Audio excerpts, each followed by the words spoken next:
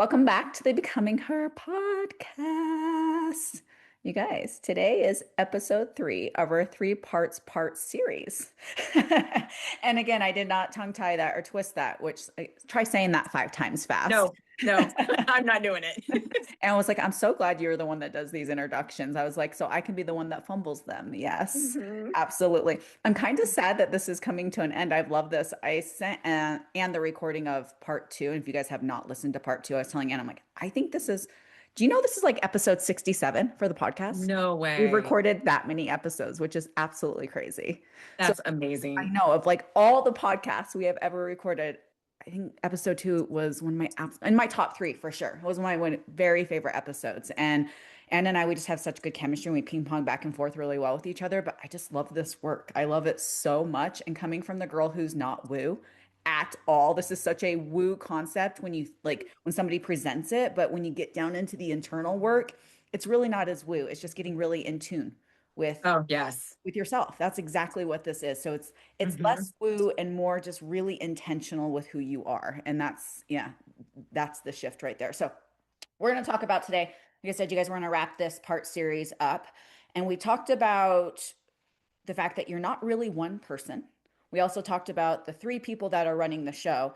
And now we're going to talk about how you are going to heal all of this and how you're going Hmm. to work through these parts that are running the show. And I know, Anne, we're going to start this off talking about truly how it's not about controlling the behavior, it's about figuring out what's underneath that behavior, correct? Yes. Okay, Yes. I'm going to let you kick this off. Okay, so today, just a recap from what Nicole said, is today is how to heal the parts of you that still feel unsafe. Mhm. And this is designed to kind of look at the behaviors essentially that you're trying to fix are actually leading you to the part that needs healing. You don't have a behavior problem. You have a protection system that doesn't feel safe enough to let go. And if you do not understand this, you will keep fighting yourself. And I just had an appointment just the other day. Out of like, there are themes sometimes to my day. Yesterday's themes was a whole bunch of over functioning, very bright, high working moms with young children that were blowing up at their kids.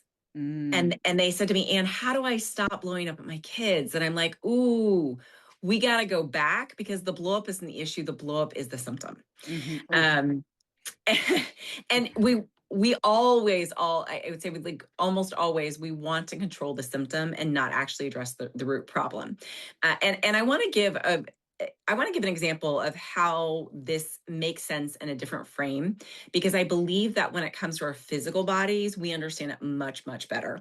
A while ago, I actually tore my rotator cuff just in one shoulder.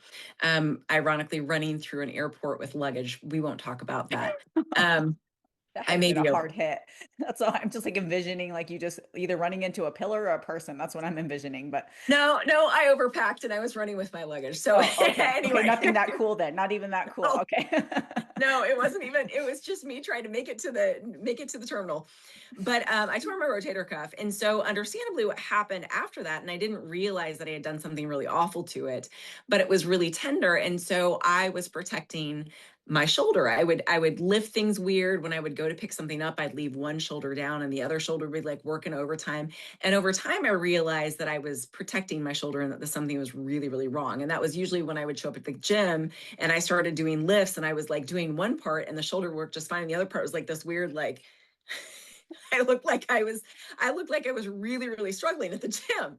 And when I went and they essentially said, "Yep, you've torn your rotator cuff. Now you're going to have to do PT and you're going to have to address this because things are really tender." We understand and we don't tend to judge when things are really tender with our bodies, especially when we have verification that yes, something got wounded and Mhm. injured. Yep. And why this is so important for us to understand is that we do not do the same psychologically. So when we have blowups or we struggle with doom scrolling, or let's say we drink a little bit too much, or we're struggling to get into a new routine with behaviors, and there's a part of us that essentially is trying to protect us, we feel like we're the problem. We feel like we're broken. We feel like there's something inherently wrong because everybody else on the planet can do it except for me. Mm. And what we don't do is we don't pause long enough to consider that we might be really capable, accomplished people like those moms that were blowing up at their kids, that had big, loving hearts and wanted the world for their children. But there was a part of them that really needed relief, and a part of them that was really trying to protect something much more tender inside. Mm. Ooh, that's powerful. And I want to say that one of the most important features of this is that you do not heal these parts by simply controlling the behavior or fixing the symptoms, because control is the manager part. I'm going to go through really quickly just a And as brief. women, we love control. Oh my Don't, gosh, do we love control? I'm don't not we? pointing to myself at all, you guys, at all. No, no, no, no, no. But that's, and sometimes that's even what we do with our kids. Our kids are really struggling, and we try to control our kids. We try to control whether or not they experience rejection, or whether or not they experience disappointment. We're trying to fix things that aren't even yet broken, because something hurt us a long time that reminds us of that. So managers are heavily tied to perfectionism, people pleasing, overworking, emotional control, and firefighters are tied to when we want to avoid, when we're doom scrolling, when we're numbing, or when we're shutting down. And what I'd like to offer here is that most self-help is simply teaching your managers how to control your firefighters better. You're having a conversation with somebody who has no idea what you're talking about. Like, yeah, but yeah, my managers are trying to control those firefighters that are like, trying to put out those fire. Can you imagine having a conversation? That's just funny. Yes, and what this looks like in real time, let's say, for example, I don't like the fact that when I get home from work, I'm doom scrolling from the time I finish dinner to the time I go to bed, and I realize that it's a problem. Well, the manager will kind of come in and say, "You need to stop doing that. You need to put all these controls on your phone." And while that can be useful short term, the issue is that we're still not addressing the core pain and what's actually driving that behavior. Mm, And so the only way that we can get good healing is by going underneath the behavior, essentially going underneath that symptom. Because when the managers are working to control the firefighters, both of them are working kind of like there's like this internal chaos where they're working against each other. yeah, it's that push pull. Yep. Yes. Yep, Yeah. for sure. So, like the example, procrastination. I sometimes struggle with procrastination. Nicole, I don't know if you ever struggle with that. No, no, what do you No, know? never, never. I think we're both kind of call ourselves out all of this one. Yeah. The manager says you need to be more disciplined. You just need to get up and you need to do it tomorrow. Whereas the firefighter says we've got to escape this. We can't do it tomorrow. Or they'll say, this is my favorite line. I use this line myself for many, many years. I'll just do it tomorrow. Tomorrow will Mhm. be better. Or Tomorrow will be Monday. different. That's That's I'm right. going to start Monday. That's that, I think every single woman's said that at least once in their life. I'm going to start the diet Monday. Oh, after the holiday, Monday. I'm going to start fresh Monday concept. Yes. Hmm. Well, after this meal, well, after this Hmm. weekend, well, after this party, well, we want to make it through the wedding so that we can enjoy ourselves at the wedding. And so that is the firefighter trying to help you cope. Another example is you're overworking. The manager will say to you, you're not safe unless you succeed, unless you make it this next achievement, which generally for most of us leads to burnout. And that is one of the things I think that I really want to press in on this, is that a lot of times we over identify and love the manager part of us. We really, really do. And I will have more arguments with people that are headed straight for burnout or in burnout, that they need to modify their life and learn how to take breaks. I get more arguments from them than the people who are simply doom scrolling and struggling with numbing. Oh, I feel that in my soul. I protect my manager parts fiercely, man. It has been that's oh yeah. I'm just like, oh no, but you don't get it. You don't understand. But no, no, totally understand, totally get it. But yes, I protect those parts fiercely. That was one of the biggest hurdles for me in doing this work. Yes. And if you only address behavior, you are negotiating with protection, not actually healing the wound. And so you're stuck in this vicious cycle of kind of working against managers and firefighters to achieve what it is that we need to actually address collectively. So Mhm. the first step that we have to do is we have to separate from the part. And this is going to sound like that woo-woo stuff that's like, this is really cute therapy language. I don't want to. I don't want to do this, Anne. Just bear with me. Listen to this, because this is where it gets really, really powerful. And I'm going to talk about some of the neuroscience about why we do this and why it's so important that we do that. So we have to begin to shift language. Instead of I am anxious, a part of me is Mhm. anxious. I'm overwhelmed, a part of me feels really overwhelmed. What happens when we do that is that actually creates space and awareness, and it actually creates less emotional flooding because we're separating who we are and our identity Mhm. from what it is that we are experiencing. When it is identity, I'm an anxious person. The problem with this, according to neuroscience, this is just this basic science on this, guys, that you will fulfill your identity. Yeah, your So identity drives your actions. that's right. So if you are an anxious person, you will look for things to be anxious about. 100%. 100%. Being able to separate my parts, this was the biggest light bulb moment for me when it was no longer me at the self. I had parts of me that were anxious, parts of me that were overwhelmed, parts of me that were upset, parts of me that were frustrated. But there was more work to be done because I was able to separate myself from my parts, but then it got to a place where I wasn't taking accountability for my parts. So Yes. I would separate, but that didn't mean that I still wasn't accountable to that. I would love for you to speak to that a little bit.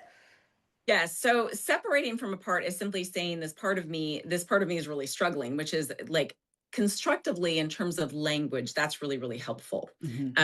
And I talk about this often when I'm doing therapy, but America's a very interesting language in which we assign blame kind of naturally in our language. We'll say things like she broke her leg, or she had a wreck, or she failed that exam. And the only way that other people in other languages can create that sentence is if the intention was to do those things. So instead of saying she broke her leg, they will say things like her leg was broken. There is no assignment of blame. Mm. Mm. That's And that interesting. yes, and I want you to think about that as a huge cognitive shift for Americans, because Americans, we love assigning whose fault it is. Oh, we do. We love to finger point. That's right.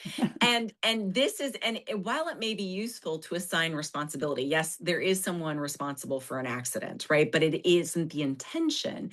The difference is that when we're accepting accountability, we will say things like, that wasn't my intention, but I am accepting the fact that I had the consequence of making you feel that way, or causing the impact, Mhm. even though it wasn't my intention. And so repair is actually much more fluid when we accept accountability. When we're not accepting accountability, we'll allow the part to just respond and go, yep, it's just what my part does. That's just kind of what I do when I'm flooded. Yep, and that's exactly it. That showed up a lot between my husband and I when we get in disagreements because our parts, well, my part says this and my part says this. And it's like, okay, well, our parts aren't getting anywhere. At some point, we have to take accountability of these parts That's right. and we need to come to a solution there. And I was like, it was again another light bulb moment for me. It's like, yes, I can have parts that aren't me, but those parts, I still have accountability to those parts to work through and heal and come to and find a solution. Yes, because it is your wound. It is not the other person's wound. It does Mhm. not matter if they said something to you that you took the wrong way and it hurt you and it makes sense to you. It is still your wound to fix. It is still your wound to heal. 100%. And again, such powerful work here because we naturally, when Aunt, we go back to the finger pointing, it's like, well, I can't fix this unless you fix that. And I'm this because you're that. And it's really easy to point the finger and say, well, if you could do this, then I could do that. And it's like, when you start to own your own lane, and again, you're able to separate your parts, but still take accountability, you can only at the end of the day control your actions. You can't control how somebody responds to them. You know your intentions, and at the self, your intentions were pure. They were good. You cannot take accountability for other people's actions, but at the end of the day, you have to be the only one that can own your lane. And that is so, and why is that so hard? That distinction right there is there have been so many disagreements. I say so many as if my husband and I argue all the time. We're just a normal couple, right? But Yes, it's yes. so hard to keep yourself like grounded in moments like that because it's like you want to push the blame and you want to, but I could do this so much easier if you just did that. Yes. Yeah. And a lot of it circles back to, and when I do couples counseling, I see this often. And what I see often is exactly what my husband and I back eons ago when we were doing this type of work. It's like two kids. in therapy. Oh my Like God. I was that kid. I was that kid. I had 10 years of practice and multiple degrees under my name. And I was finger pointing my head. I was like, well, I wouldn't have done that had you not done that. And had you said it better, I wouldn't have said it like this. Yeah. And had you not yelled at me, I wouldn't have yelled back. Well, the problem with that is that you're not staying in your own lane. And when we're staying in our own lane and we're taking responsibility and we're accepting accountability, what we'll say is, yes, I should not have yelled at you. You're right. I could have absolutely said that much more lovingly, or I could have started that differently. Now I'm taking full responsibility, even if, and this, this was me. I'm going to call myself out. This is very humbling. Okay. I would look what my husband does. My husband had he had a lot of firefighter, he had a lot of aggressiveness, and it came out in therapy. And I'd be like, in my mind, this is where I was going. Well, my husband is 80% to blame. He was 80% wrong in his reaction. There was no, of course, like, yes, I just had 20%. It really wasn't that bad. A I mean, small piece of it. Yeah. right. I might struggle with self-righteousness sometimes.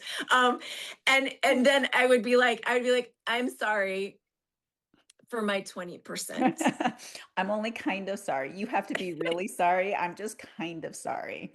So you say you're sorry first, and then I'll That's back your right. sorry up with my kind of sorry. But my thing wasn't nearly as bad as your thing. And the problem with that is that really takes us away from that full degree of accountability. If I yell at you, it is my fault. If I cuss at you, it is my fault. That I need to accept accountability for those things. If I do things that are outside of my personal values, being able to acknowledge that and offer repair for that is 100% about my character and has nothing to do with the other person's character. I do not care if it's you only engaged in 2%. You take full responsibility for the 2% that fell outside of your values and is not the way that you want to operate. I love that you attach that to values because that right there is powerful. And I want you guys to understand we talk about this, but also understand that this is not a light switch. This is a dimmer switch applying this work. It is so much we can joke about it now. Ann and I are laughing because we've been through the work, but it is so much easy. It's one of those easier said than done concepts. And when you're in the heat of the moment and emotions are Yes. high, it is really, really hard to set. And again, I am not perfect. I still have moments where my parts just come up blaring. But the difference here is I'm able to see those parts now and I'm able to recenter myself so much quicker because before I did this work, I absolutely had parts that would blow an argument out of the water because I talked about this in prior episodes because it made me feel good because then I could come in and fix it. And then if you were chasing me, then that validated that you needed me. So I'm going to cause a disagreement to validate the fact that I need to feel needed.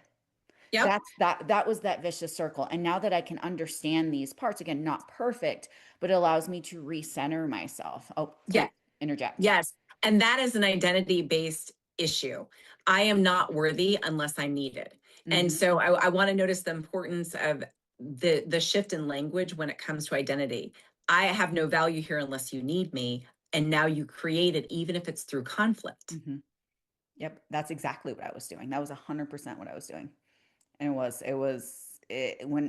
when I had that light shown and somebody held that mirror up, I'm like, what are you talking about? I don't cause arguments. No, absolutely. And no, oh, did I? Oh, did I ever? Uh-huh. So, Uh-huh. but yes, it is absolutely, it's that emotional need to feel needed. And I'm only worthy if I'm needed. Yes. Yes. And one of the things that I really want to drive home is that if you think that you are your reaction, you will always feel out of control and you will always have shame. And remember, shame hijacks the nervous system like nobody's business. It shuts down our ability to problem solve or think think clearly about anything.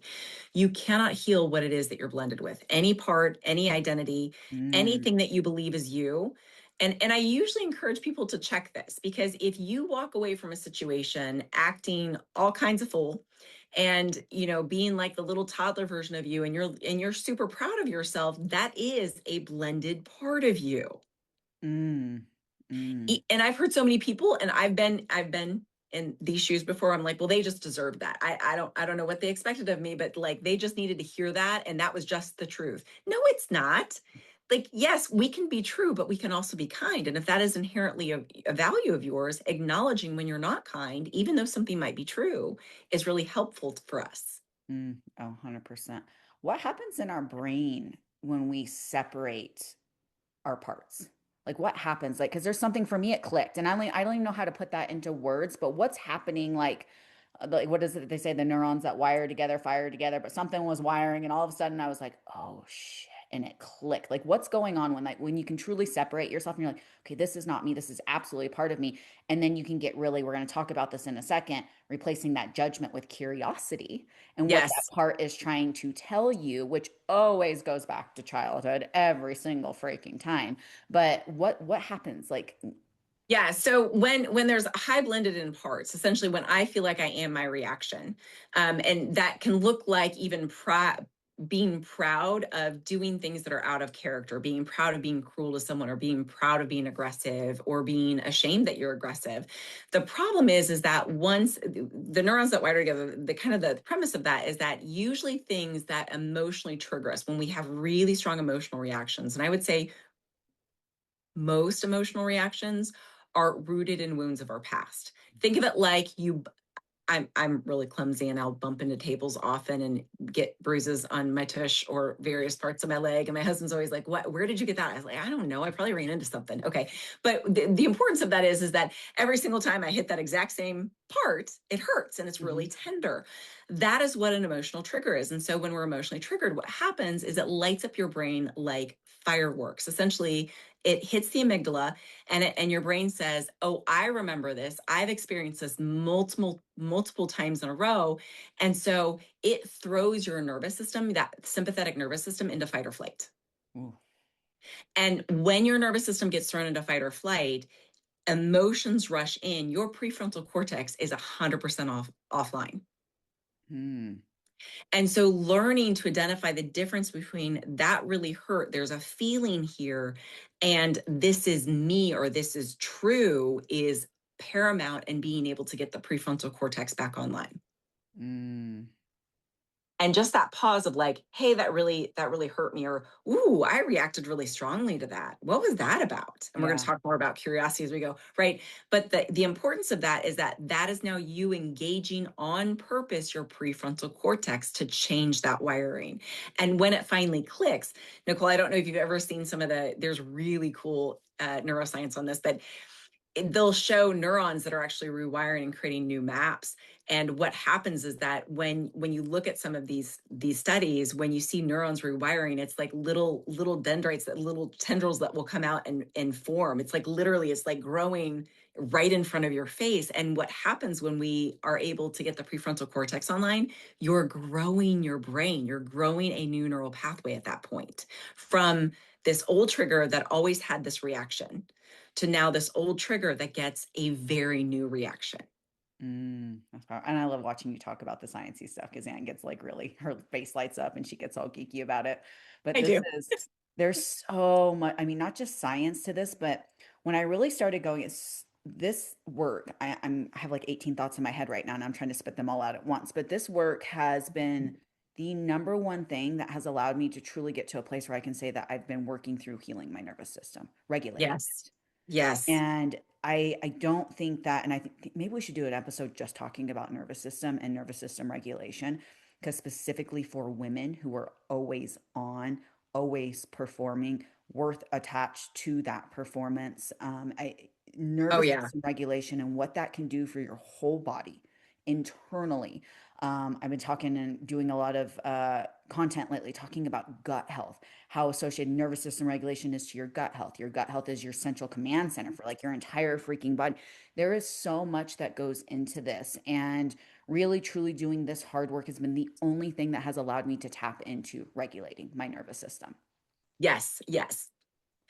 And what's really cool about this is if you think about multiple things in life that we can get involved in to improve who we are as human beings, right? Like, let's just take academia or a profession, if you will. Okay. So I can go to school to learn this specific trade. I can go and get certifications to learn this trade. And when I'm in that trade, I can get a mentor and I can get a coach and I can get CEUs and I can try hard things and try new things and I can get feedback and coaching. And the more I invest in my career and the more I invest in my professional development in these various platforms, overall, the healthier I'm going to be and the more informed I'm going to be, but also the more efficient I'm going to be. Well, the body and the brain and the psychology behind it are also true. Is that the more parts of me that I attend to, that I get regulated, it's not just about having a diet with mostly whole foods. Yeah. It's not just about going to work out. It's not just about managing calories. It's not just about our relationships. It's about all of us as human beings.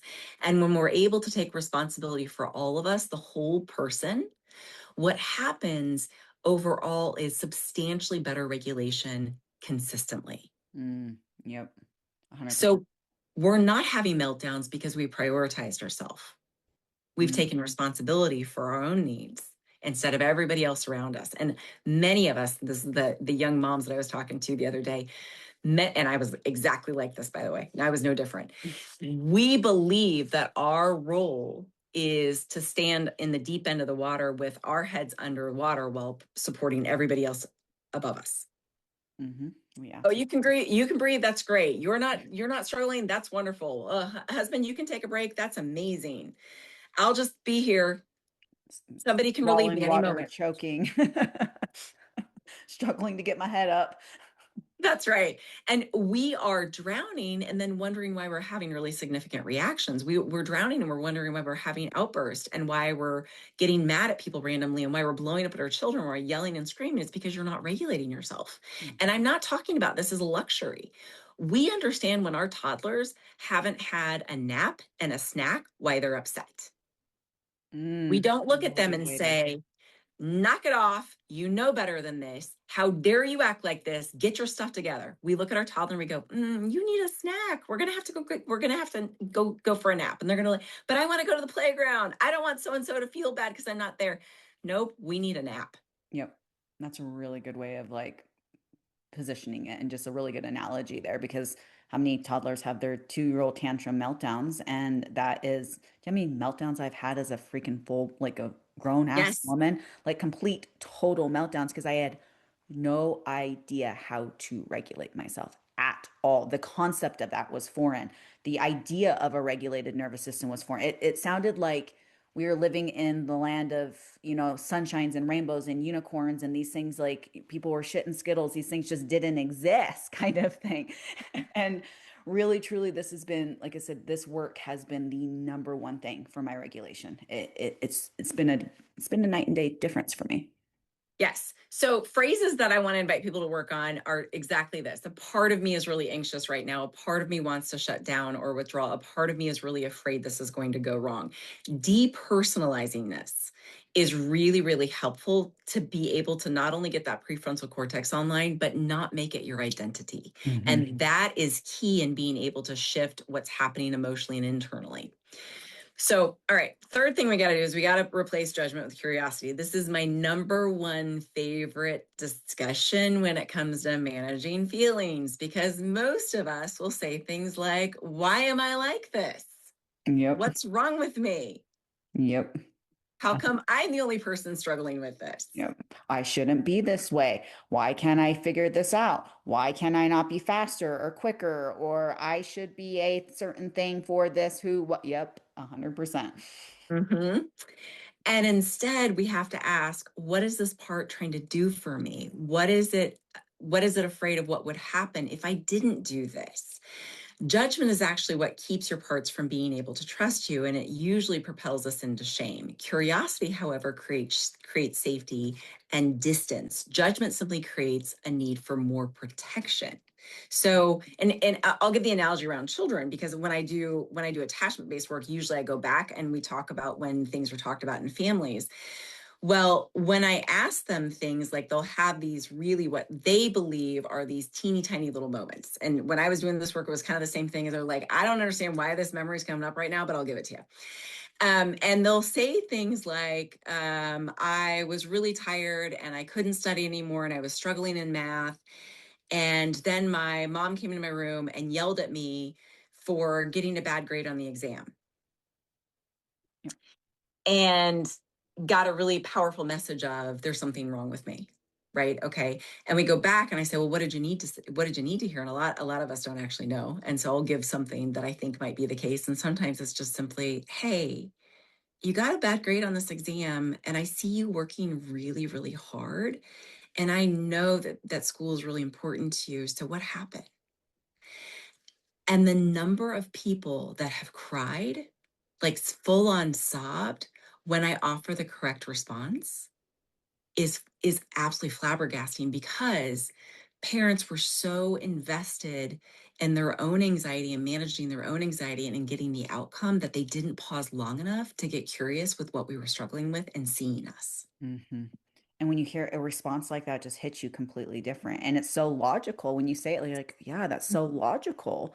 But when you don't understand how to get curious with yourself, and when you've only, I think for women, we're just our own worst enemy, 100%. We're our biggest bully. And I hosted a call yesterday and I was like, imagine talking to your daughter or your best friend or somebody that you care so deeply about the same way you talk about yourself, giving the same Hmm. titles, giving the same you piece of why can't you just figure this out? You have no problem telling that to yourself. But again, as Anne said, your child comes home and, flunks a test or, doesn't get the best grade. You never be like, you POS, why can you not just figure?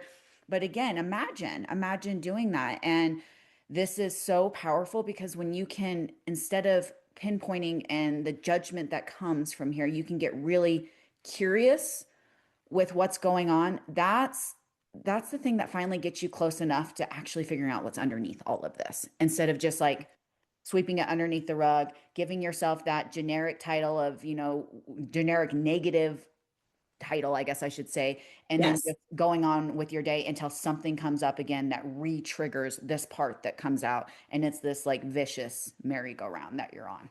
Yes, yes.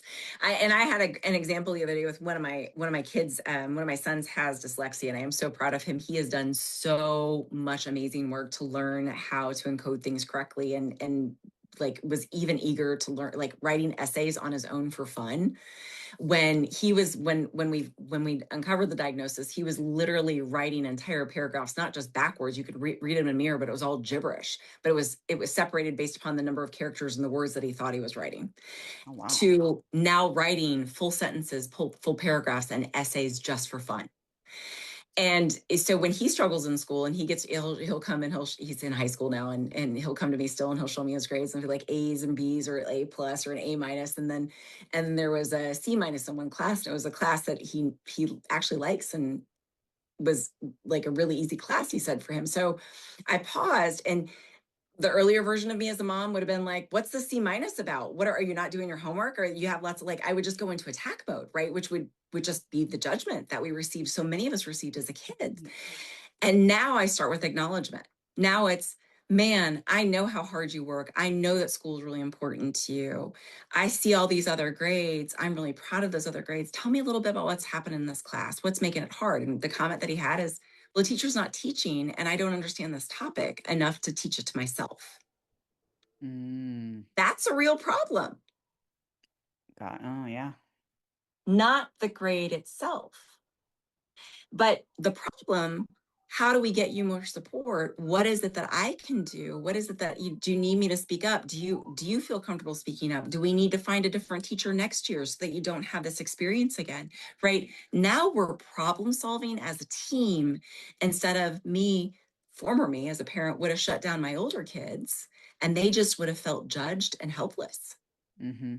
and ashamed. And ashamed. Yep. And that puts them, and you approach it, like you said, old me would have approached it this way. And I'm guilty of that. And then what happens? They automatically go on defense, right? And nothing gets accomplished from a conversation like that. And so walls go up and then they That's shrivel right. down and then defense mechanisms come up. And then it ends up typically being a disagreement of some sort instead of just, again, getting really freaking curious.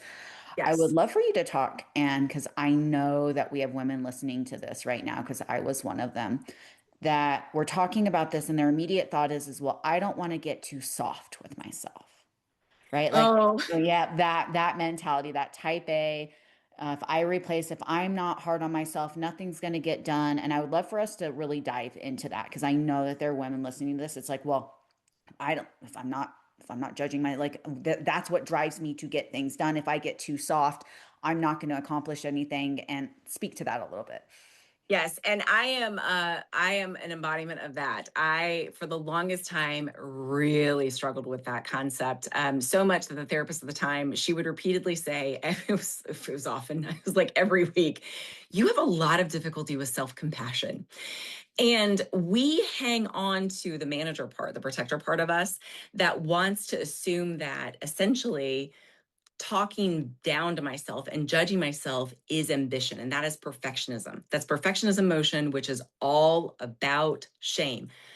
We parade around perfectionism like it is a crown of hard work. It is not. It is not. It is only shame based. And according to research, nothing driven in shame will actually correct or fix behaviors. Nothing.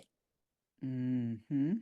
So you are packaging up a pile of poop and a nice little birthday package and delivering it to yourself expecting you to enjoy it. And what we're confusing it with is ambition, and ambition is driven out of an ability to take critical feedback and also praise yourself at the same time.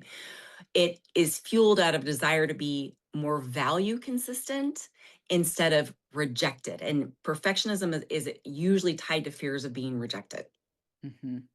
100%. I used to have these same conversations when I was going through this work. This is one of the biggest. When I say I held on to my manager strong, it's one of the things I'm really referencing to right here. And I had this, well, if I loosen up just a little bit, if I let go of the reins just a little bit, who's going to accomplish this and what's going to happen here? And what if I'm not riding my ass here and this isn't going to get done correctly? And a simple reframe of, well, how's that working for you, Nicole? Was the moment where I was like, well, it's not.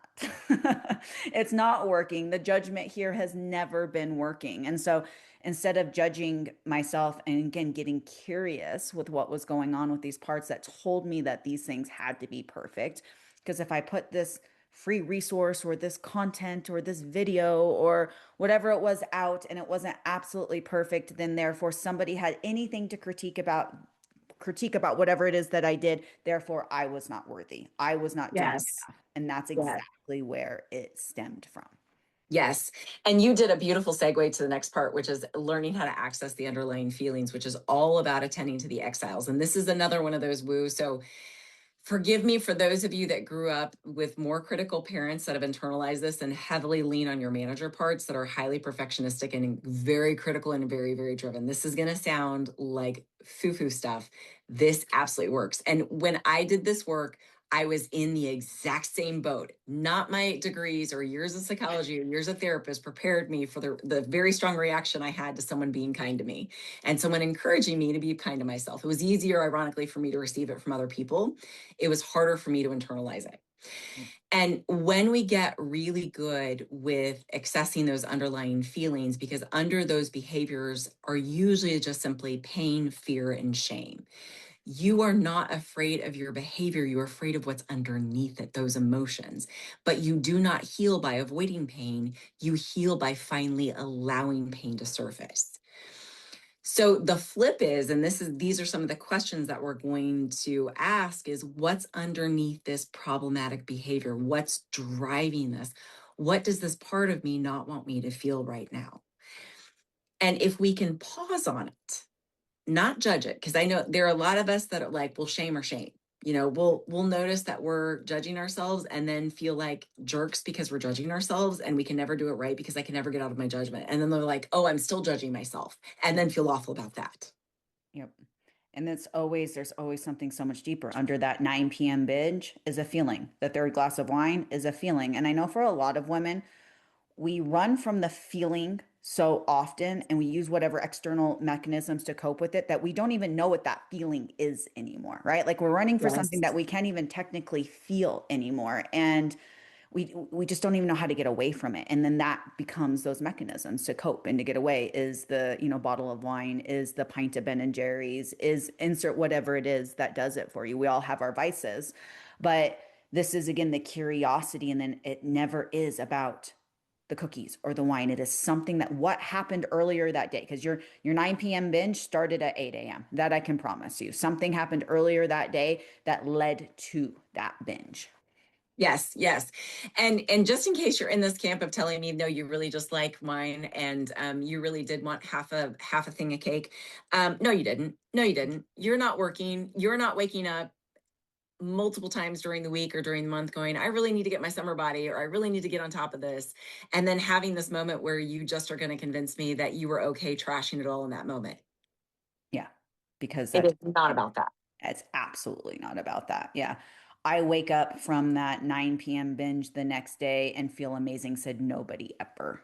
You That's never right. wake up the next day going, oh, that was an absolutely phenomenal experience. I can't wait to do that all over again. I used to wake up, I would laugh, and I think I said this in the previous episode, but I would I would binge and not even obviously like I was coping, but I would wake up with like rings around my face from my like face, like literally landing face first. And when I say face first into the pint of Ben and Jerry's, that's amazing. That's like an actual lived experience from myself. And never the next day did I wake up with a pint around my face going, oh, can't wait to do that again. Absolutely Hmm. loved that. It's and so again, this is the work that is uncomfortable. And I know for not even do I think women see this, and this is again me calling myself out. Not only did I see it as woo when I started this work, it was like, we're just being really dramatic here. Like this is all just a part of me, this was absolutely a part, came out and said, this is just being drama. Let's just calm down. We all need to put our head back down in the sand and just get to work.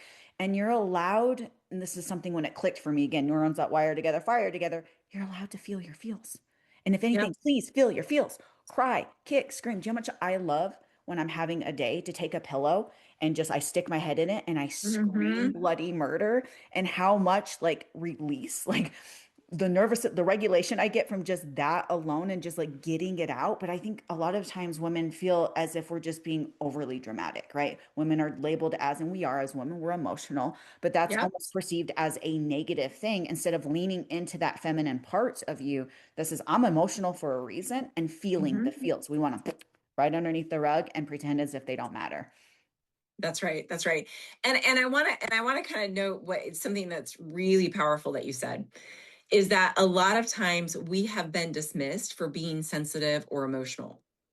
Hmm. And so we try to hide those really tender parts of us, which is doing a disservice to how it is that we were created and what it was that we were created for. We are nurturers. We are relational people. We women in particular, we bring together families. I'm not trying to poo-poo men on this, but women are very, very relational. That's how we attack each other in middle school is through relationships, lots of ostracization. We don't punch each other. I'm not saying that we can't. There are certainly those of us that will, but we try to create relational distance. We were created to be nurturers. We were created to have big feelings, and that helps us. And when we act like that's something that's really bad with us because that's what we've been told, We shame we're that part of actually, yes, it. we're actually living under shame. We're essentially saying there's something wrong with me because I have feelings. And that is the essence of your femininity. As Anne said, we're nurturers. A man gives a house, we make it a home kind of thing. Like that is what is inside us instinctively. And for the longest time, living in my wounded masculine energy, I fought that. I fought that. And I was, there was shame around allowing myself to feel the feels. I remember the first time I got on a call, I was on it was a business coaching call that I was on, and I was so overwhelmed, and I had 18,000 things on my to-do list that I needed to get done, and I remember just breaking down in tears because I was so overwhelmed, and I was embarrassed because I was in front of like two people that I respected like immensely, and I just kept apologizing for, and all they could look at me, they're like, Nicole, cry. It's okay. Cry. This is a Mhm. lot. And they normalize the fact that 18 things on my to-do list, because I'm like, I should be able to accomplish all these things. I should just be able to get this done. Why is this so overwhelming? It's like, it's a lot. And I think Yeah. that's the part that we miss is we don't want to normalize the fact that, let's just see, most women are on some sort of health journey. Trying to lose 50 pounds is a lot. It's a lot to take on. There's a learning curve. There's a lot of emotion that goes into that. We're attached to food emotionally. There Yeah. is a rewiring that needs to happen. There is so much going on. And instead of just looking at the situation and calling it for what it looked, this is a lot. I am more than capable, but this is a lot. And Mhm. allowing yourself to say, oh, damn, this is a lot. Again, I'm more than capable, but allowing yourself to feel the feels that comes with that, we want to mask and we want to point finger and shame to the fact that we're feeling the emotions that as women we should be feeling. That's right. And that really is a great place to acknowledge that your current reaction is often not about today. It is about something that never actually got processed. These are those big wounds, the neurons that fire together, wire together. When we have really big reactions and we made our whole adult life not having big reactions, and we start having really big reactions, or we slowly upgrade to the really big reactions, it throws us off our rocker almost literally, because we're like, well, I've never done this before. Why am I?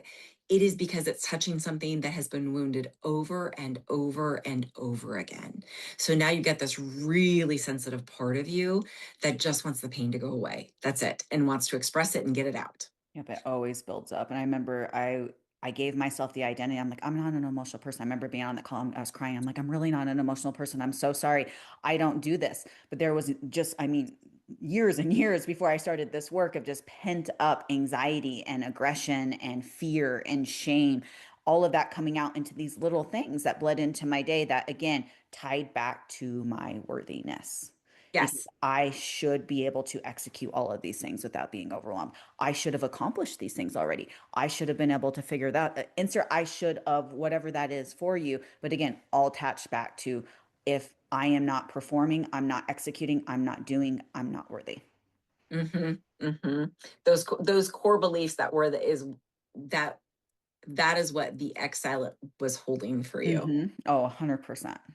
Yeah. And so, and you hinted to this in terms of what it is that we need to do, is that we need to validate instead of fix. So instead of figuring out how I stop doing that thing, we need to validate the emotion itself, not validate that I'm a failure, I'm not good enough, I'm only worthy if I'm needed. Of course, this makes sense that you're feeling this way. No wonder you feel this way. That was a lot for you to carry. Those phrases, Nicole, that you just used, those are beautiful phrases to validate feelings. And we cannot actually heal parts by fixing them. Also, that's chronic invalidation when we do that. You heal them by finally understanding them and giving them space to breathe. You can't Um, fix what you haven't met. And I think that that's mhm. something that a lot of women don't understand. It's like you cannot fix a problem that you don't know the root of. You can mask it and you can put a band-aid on it, and eventually the wound is just going to start hemorrhaging. And that's what we tend to do as a society. Again, we put the band-aid on the open wound, but you cannot fix something you have not met. And I need you to allow, like, I want women to really let that sink in, because for a lot of women, again, these emotions come out and it's just like, I shouldn't feel. And then we mask and we throw them underneath the rug, and you'll never fix the core root problem if you don't meet the actual problem itself. Mhm. And I will say one of the most alarming things about doing this is that what I want you to think about is that trauma is simply trapped emotional energy. And emotions are fact wise the cortisol, adrenaline that get trapped inside of the body. We can't process or digest it fully. And crying is a part of processing it fully. Hmm. Right. And so when we start to release the dam, it literally feels like that. I have lots of people that will come to me and they'll say, why is it that every single time I come in here I start crying? Like literally they'll sit down on my couch. I'm here in my office now, I've got a couch in front of me. They sit down on my couch, and before their butt hits the seat, they have tears that are falling down their face, and they'll say this. I hear this time and time again: why am I crying?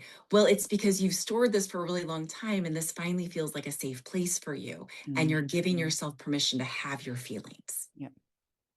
And somebody's giving you permission to allow you to have permission to have your feelings. And I think for a lot Mhm. of times, women, that we're looking for that, we're looking for permission to be vulnerable. We're looking for permission to be emotional, even though that is the core root as a woman of who we are at our essence. We're nurturers, we're emotional, we drive Yes. our emotions.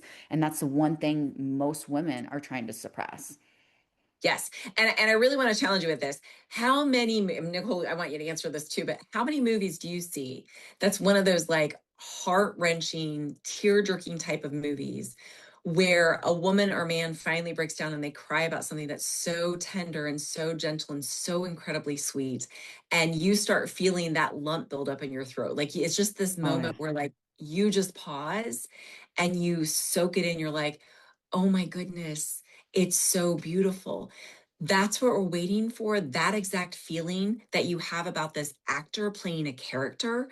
We want that to actually turn inwards towards you when you have those feelings. That's a really good way of putting it. Yeah. And you get that Like, lump in your eyes and start to water and it just, yep. yeah, one of your kids or your grandkids, when they start to have a genuine feeling about something. I know there have been many moments that I've had with the son that I'm talking about. He's a very, very gentle and very sensitive guy. And he'll have these moments where he won't say anything. And then I get really frustrated at him. And then finally he'll kind of like crack. And then I have to apologize because they'll be frustrated in a not great way. And and then I'll just start kind of like being really sad. And I see what was hurting him and everything sharpens. And I'm like, oh, I get why you were so nasty with me now. I get why you were so angry about this topic. But we can't get there until we can see the soft part. Mm. So why is it that validation is the one thing that unlocks like what is it about validation that does this? Like what is the thing about this that unlocks the change?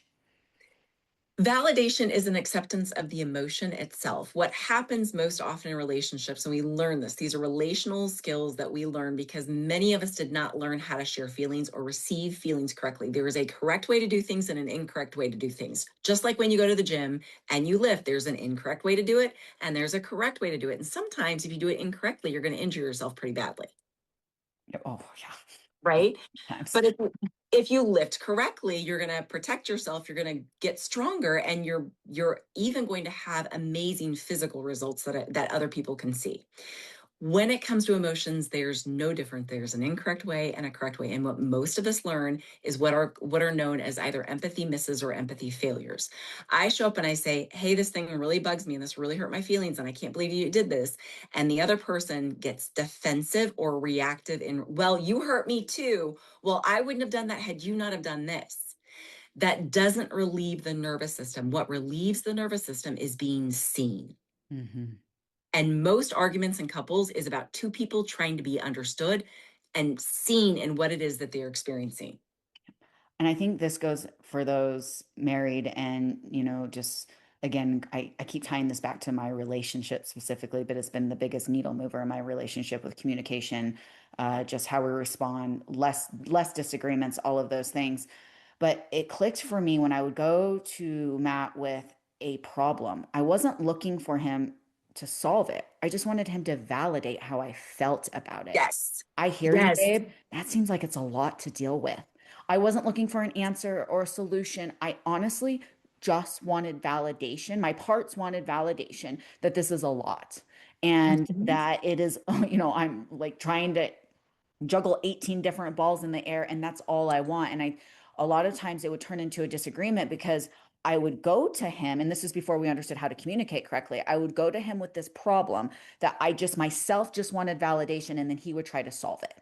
Yes. And the way that he solved it would not be the way that I would solve it. And then if he gave a different solution than I thought, then my parts were being attacked because he was basically then saying that his way was better and I didn't know what I was doing. That's it. That's it. It communicates you're incapable. Yep. And it is one of the things that I call unsolicited advice. Unsolicited advice tends to bring up shame in other people because it communicates that I do not believe that you are as smart as I am. Yep. And none of that, of course, and men are just wired to solve problems, and in his healthy mass, and he just wanted to fix it for me. And this Hmm. was the rut that we were in. And so he wasn't coming, it was by no means was it from ill will. By no means was he trying to tell me that I was incapable, but that's how my parts perceived it. It's like you're coming in with a solution. That solution's not going to work. You don't think I haven't thought of that solution? And now you don't think that I can even apply this solution? Like it was so ridiculous. But again, this is when you understand this work here and you apply this work, now we can have a conversation. And I simply go to him after a bad day and he's like, babe, damn, that's a lot on your plate. Hmm. And he just Hmm. hugs me. And I want you to know I appreciate how hard you work. And I'm here if you need me. Hmm. And that Hmm. is as simple. And sometimes that's just all I need to hear. That's all I need to hear. I need to get it out and I need to be validated. That's it. And for those of you that are in relationships where you have someone, a partner that doesn't know how to do this, you can also give them these phrases. You can kind of cue them for the correct response.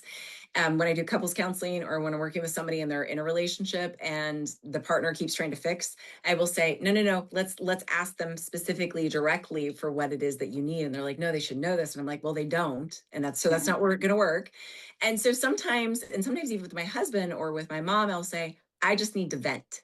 Can you just hear me out? Or I just need to vent. And like, I feel kind of silly And I just need to know that this is like way too much. Is this too much? Right. And the second I get it out, it's done. Like, even if they don't do it correctly, I'm like, yep, that's what I need. Yeah, that was it.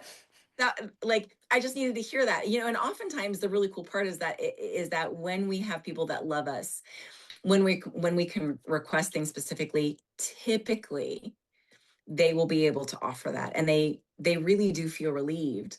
And if you get somebody that then says, but can I tell you, can I give you advice, and you don't want to, just show them down, just be like, Yeah, no, I really don't need that yet. yeah. I'm not there yet. Not ready. Yep, I'm not right ready. now. Right now, this is Yeah. all that I need. Yep. That's right. So, okay, the phrases that we can work on for validation. Of course you're afraid. Of course you're sad. Of course this hurts. Things like, you didn't have support then. You had to figure this out all on your own. Of course you're feeling upset about this. And when we do this, it actually internally reduces resistance, and it increases emotional safety inside of yourself and allows you to actually process those emotions out. Yep. So, all right. So next thing that we're going to work on is reprocessing and then updating the information. And we can only do this by bringing the present into awareness in terms of how it's been impacted by past pain. So the way that we do that is we shift from saying things like, I'm unsafe, to I'm safe now, or I'm all alone, to I have support now, I'm not enough, to I'm allowed to grow, I'm allowed to make a mistake. Yep. And understanding that reprocessing is not rewiring, right? Like I want to make that distinction very clear. You come back and you reprocess, and like Anne said, giving these verbal of I'm safe now. I haven't always been, but I feel safe now. Like it's not this rewiring of your past.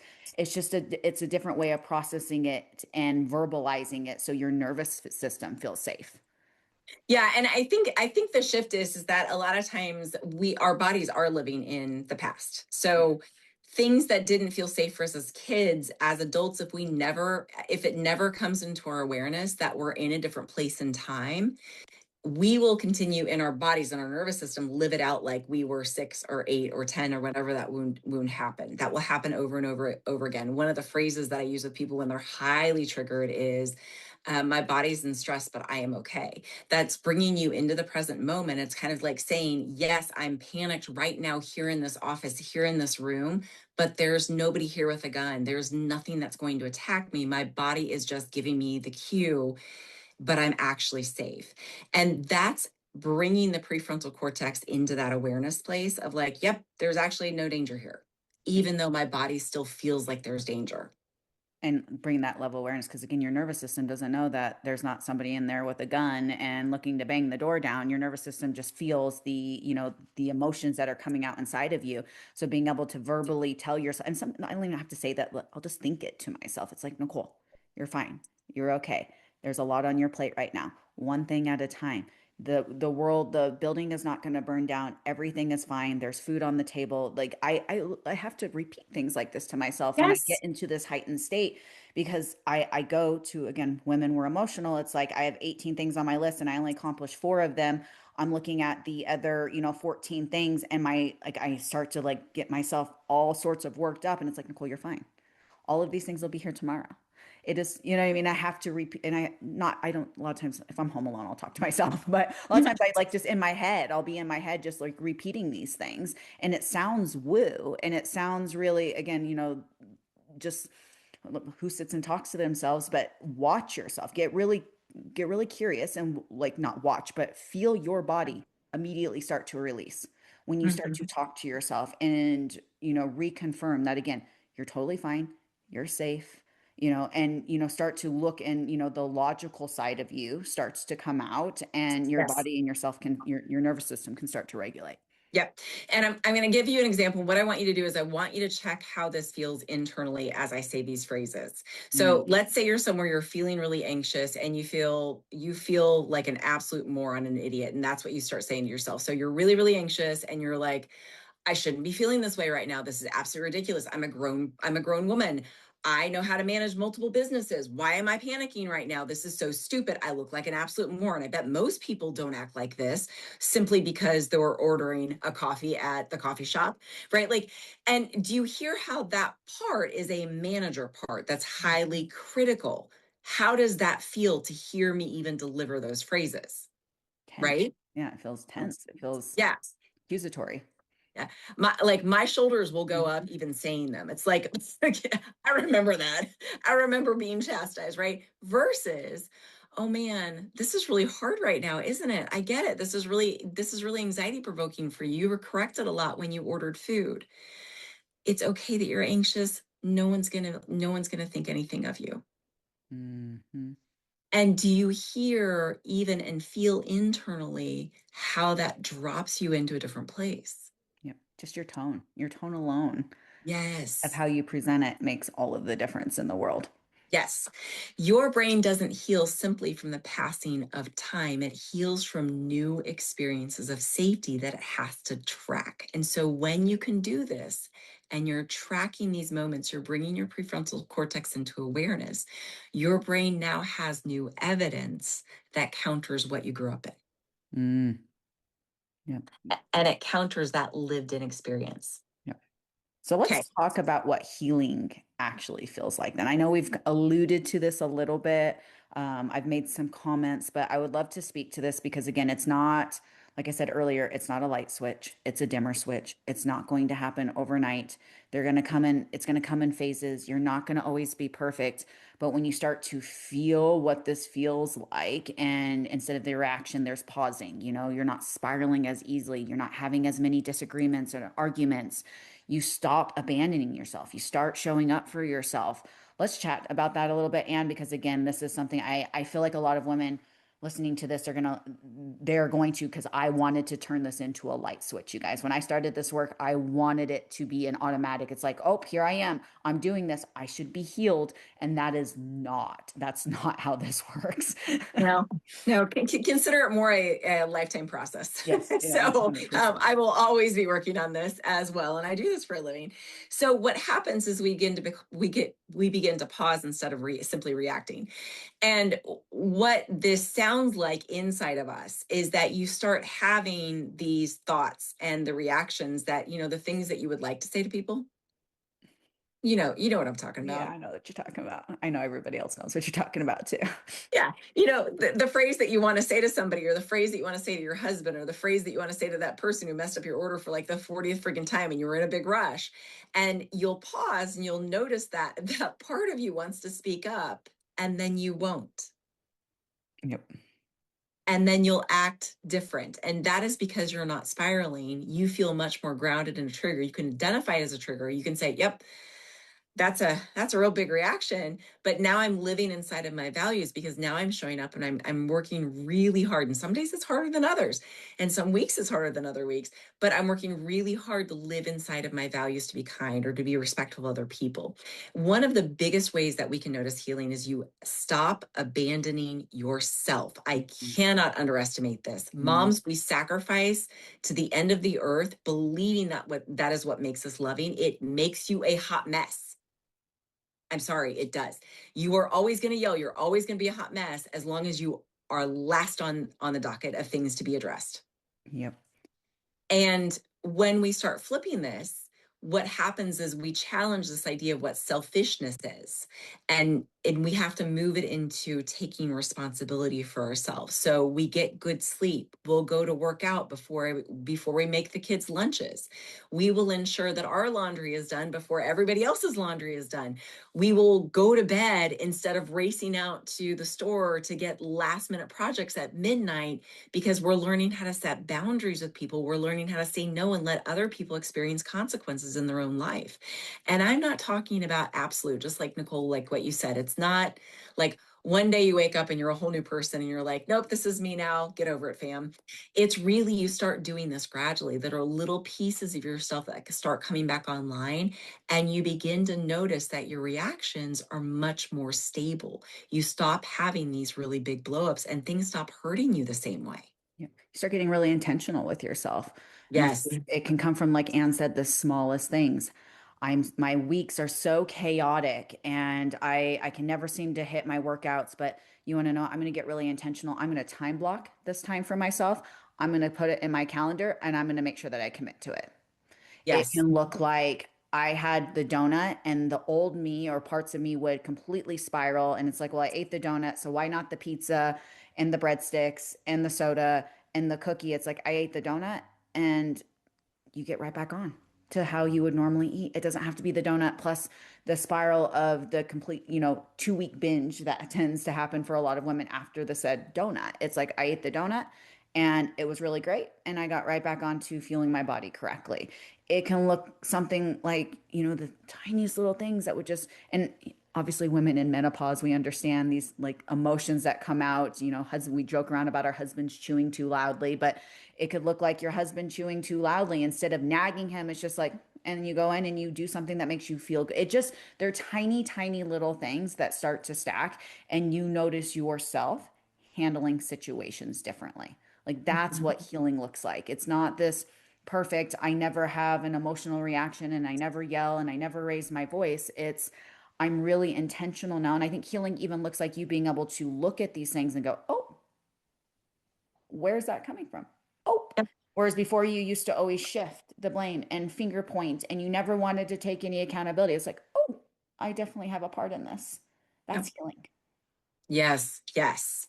And we move from being overwhelmed and avoidant and highly reactive to finally being aware and present, responsive and intentional. And one of the most powerful things that I can offer is that healing doesn't actually remove the trigger, it changes your relationship to them. And this is why you become less reactive. Hmm. That is so powerful. So, so, so, so powerful. Yes. Because So and go. I want to bring this up because, and I'm not saying this, I'm not going to name names, but we had somebody in our, and it relates to this piece of it. There's just so much when you can take accountability for things and we can rewire in this identity shift that happens. But I had made a post and I had in our collective, I talked to you guys about the collective and I was talking about how we, how we set ourselves up for success over the weekends because the weekends for a lot of women can be, it just is, it's where a lot of things fall apart. And so gave some talking or some like key points of how if you're going to go out to eat, how we're going to pre-track, how you're going to look at the menu ahead of time, how you're going to front load your day with protein and fiber. You're still going to plan out your training and you're going to be intentional. So I gave some tips to all of that. And somebody had made the comment, and I think there's just so much power here. And she's like, well, my weekends fall apart because my husband's a foodie and he brings me food and he's the problem, is basically what he said. And I was like, and I had to come in and reframe this. And this is what we're talking about right here. It's like, your husband's not the problem. Nope. He's 100% of the trigger. Yes. That right there, this is what we're talking about. And being able to recognize things like this is what's truly going to, this identity shift that's going to happen. And it's going to allow you to take your power back. And I That's think right. that there's just so much to be said about that when we understand that these triggers that happen and the problem, no, the trigger, yes, but you are 100% in control of how you respond to the trigger. That's And this right. is where the ownership comes in That's and right. really, truly being able to say, okay, yes, you know, he brought the food, but you're 100% responsible if you choose to eat the food, if you choose to make better choices for yourself, different food. And that, again, and I don't say this to be mean, I say this to give you your power back. Because a lot of times Mhm. we shift power and we don't realize, like you are in complete and total control here. And this may be what you know, but that's not how you have to respond to it. Like just because he brings the food doesn't mean that you have to eat the food. That's right. And it's easier to, well, just, and I could say, well, just because he brings the food doesn't mean that you have to eat the food. But when we look at it and it's like, no, this is so much deeper than that. But I promise you, this is 100, he's 100% of the trigger, not 100% of the problem. And you are 100% in how you respond to the trigger. That hits differently than, well, just don't eat the food. It's Mhm. that level of awareness here that we're talking about.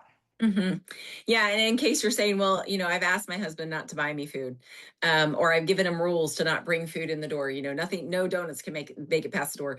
One of the things that I shifted to, and this is where empowerment lies, it's about setting a boundary. If you make a rule that is not something actionable by you, a rule is you can't bring this home. People do not have to follow rules. Just look at speed limits. Just look at the rules in any swimming pool. All the kids running, people bringing in glass drinks. Like people violate rules all the time. Whereas a boundary is this is how I am going to respond if you do this. So one of the things that I talk about often is my love of donuts and how that was a real trigger for me.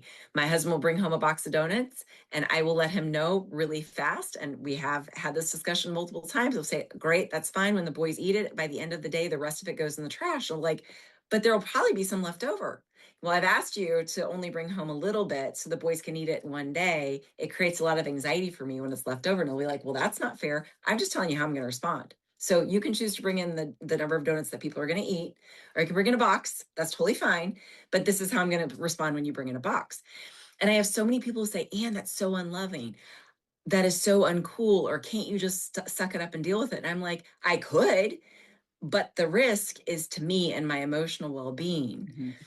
And what we want to do is we want to say, well, it's not fair for my kids not to have those donuts. It's not fair that my husband can't bring a whole bunch of donuts in the house. You know that you would sacrifice for your family in a heartbeat. So if somebody asked you to do something different, you would change, right? Why are we expecting less from the people around us and assuming that that should be fine with us? Yep. And those are boundaries that you've created for yourself. And I love that. And I think people look at boundaries as a way to push people out when really it's a way to keep people in. And it's like, yes, bring the donuts, buy the donuts. We're not saying donuts are off limits, but I'm telling you my boundary is at the end of the day, if there's still multiple donuts left over, they're going in the garbage. That's That's the right. boundary. And that is the highest form of self-respect when you can operate from a set of values and instill boundaries. And a lot of times I see this often in women is they don't have a problem with boundaries with other people. They have a problem with boundaries with themselves. Yes. Yes. That's the disconnect. And it's like, no, no, no, this has nothing to do with anybody else. And like Anne said, there's sets of rules. Your boundaries are operated and they should come from your values. That's right. And when you set boundaries for yourself, that is you controlling how you react to something and reaction from your values. But that is 100% you in your lane. Mm-hmm. Yep. Mhm. And we actually get more effective with our family when we model this. In the same respect, if your kid had an allergic reaction to peanuts and somebody brought peanuts over, you'd know real quick where your boundaries are. Mm, You wouldn't worry about the other person and their feelings. You would get rid of the food with peanuts, and you would do so relatively unapologetically. Would be my guess. yep. It would just be 100%. matter of fact. Nobody's to blame. I get it. Maybe you didn't Yeah, we're not understand. pointing Maybe you didn't hear fingers. me. Like, yeah, yeah, we're not pointing fingers. I'm not pointing fingers at your husband. We're not like, we're just boundaries. And this is, again, you wouldn't even think twice. That's such a great analogy there. Such a great Yeah. analogy. Yeah. Well, so what I want to contextually kind of offer is that your parts are not the problem, they are the doorway. And the moment you stop fighting them is the moment that healing can actually begin. Mm. And all of this wraps up to really speaking to that identity shift that we've been speaking to throughout this whole entire series, to be completely honest with you. But when that happens, it's not this matter of you're not broken, you're not. Yes. That is, I know, a mentality. I feel like that line's overused, but it's just you are not broken. You have parts that need to be managed. You have parts that want to be seen. You have parts that want to be heard. But when you can see these parts, you can address these parts, you can appreciate these parts. These parts are truly, at the end of the day, they're just trying to keep you safe. Hmm. That is what these parts are trying to do. And when you can get really curious with these parts, everyone has them. I promise you, everyone has this. Everyone doesn't necessarily do the work, but everybody has these. Everyone has these parts that come out, but most people don't address these parts. They don't get curious with these parts. They sweep them underneath the rug and it keeps them in this like vicious self-sabotaging merry-go-round. Hmm. Hmm. Anything else to add, Anne? I feel like we've really hit all pivotal pieces of the work here. Now, of course, doing your own individual work, I just cannot recommend this work enough. Who would you suggest if somebody wanted to work and do parts work? I know you do this specifically, Anne. Like, who would you Uh-huh. suggest if somebody wanted to look into this a little bit deeper? Well, if you're looking for someone in your state, I would invite you to look for somebody that does any form of attachment work, internal family systems, sometimes EMDR with parts work or brain spotting with part work.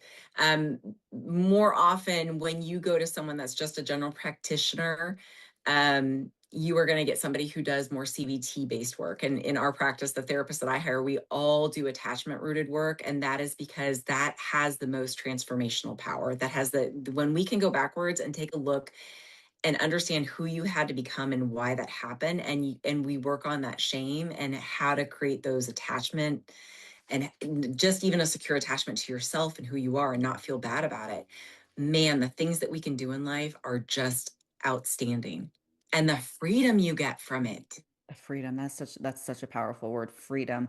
I that's probably the best way to describe this work for me, the freedom it has given me from myself, not from anybody else, Mhm. but the freedom from myself. I was uh, my own worst enemy. That's the best way to describe it. I was quite literally my own worst enemy, and I now have a new like appreciation too. Like I don't like I have such an appreciation for my parts and what they've been through, and like what they're trying to tell me, the things that they're trying to keep me safe from. And it's one of those things that when, again, you get curious instead of shame and judgment, the freedom it is, it's liberating. It's liberating. All right. I think this really honestly ties this all up with a pretty pink bow. But if you guys have any sort of feedback from the episode, we always love to hear it. If you guys share, comment, like, save, tag, we truly, truly appreciate all of that. And we will see you guys in the next episode. Ciao. If this is helpful, give me a like, follow me, or subscribe for more.